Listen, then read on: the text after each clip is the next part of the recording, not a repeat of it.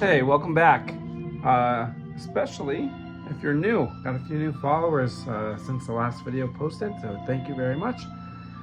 Today we're going to talk about the next episode of Night Gallery, which is season 2, episode 17. Came out mid-January 1972. It had 2 segments, and I'll be honest, not the most exciting episode, so maybe that'll lead to a shorter video here. The first segment was called The Miracle at Camafeo. At first I was excited because it was set in Mexico, which is a little different than what we usually get. Basically, this is not really a horror story.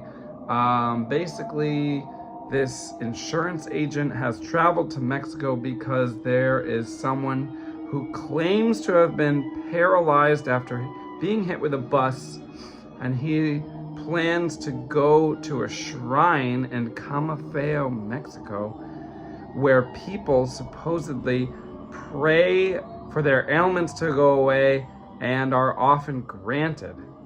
So he thinks that he can go there and pray that he's no longer paralyzed, and then he'll be able to walk again, except the insurance agent suspects that he can walk without having to do that. Well, this was probably a 20-minute segment, and about 10 minutes in, I knew what was going to happen. As soon as I found out that the guy actually could walk and was not paralyzed, I knew what was going to happen. Can you guess? Well, actually, I didn't 100% guess it right, and I am going to spoil it because it's really not that great.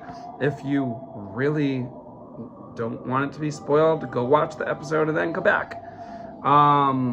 So my prediction was that this guy's not paralyzed and he's going to go to pray to be cured, and I was guessing that he was going to become paralyzed after he prayed.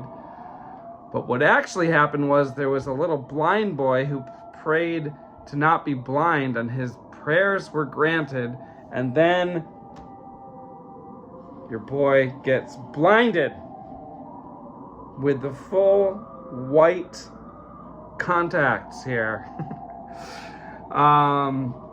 This segment was okay. I mean, it's one of those segments where they build up to basically like a punchline, except it's not really a joke, you know?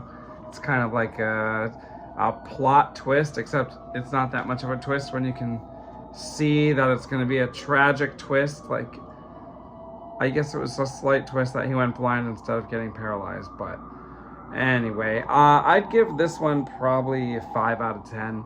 And it did feature Julie Adams, who was the female lead in Creature from the Black Lagoon. So that was kind of cool.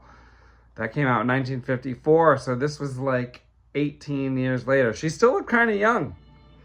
So good for Julie Adams. Okay, second segment. I'm just going to skip right to it here because this segment was so bland that there is no image that would make it look cool. But actually I did like this one better than the first. This one was called The Ghost of Sorworth Place. And similarly to the first segment, it was filmed, well actually I'm sure it was filmed in Hollywood, but it was set outside the country, this time in Scotland. And I don't think they did much research on the Scottish accents, because the 2 female characters that were supposed to be Scottish kind of sounded a little bit English.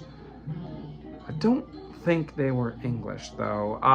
This girl right here is Jill Ireland, who was in Cold Sweat with Charles Bronson in 1970, and then she was in The Mechanic with Bronson in 72, and she was in Death Wish 2 with Charles Bronson in 1982. This story was a little more interesting. Basically, this woman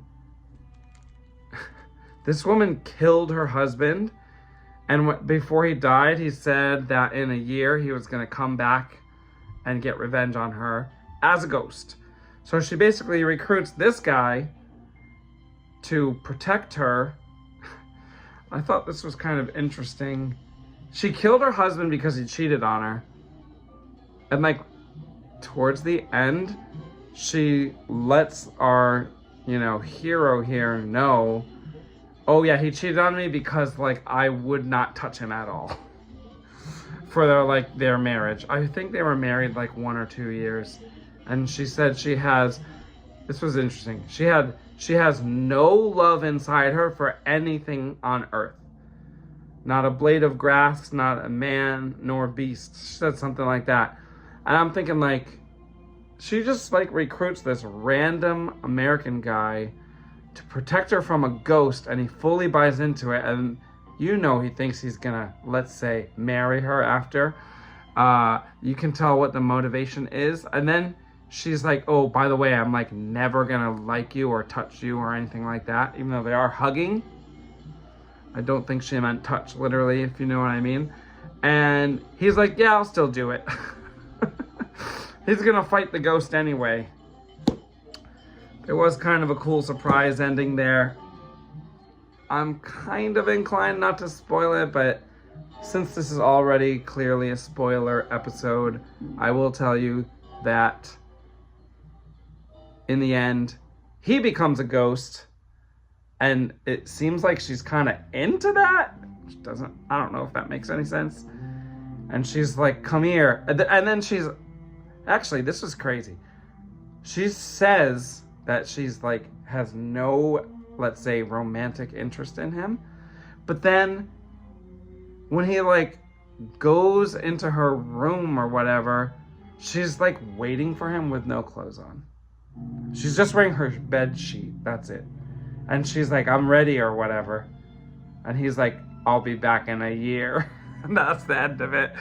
I give this one a 6 out of 10.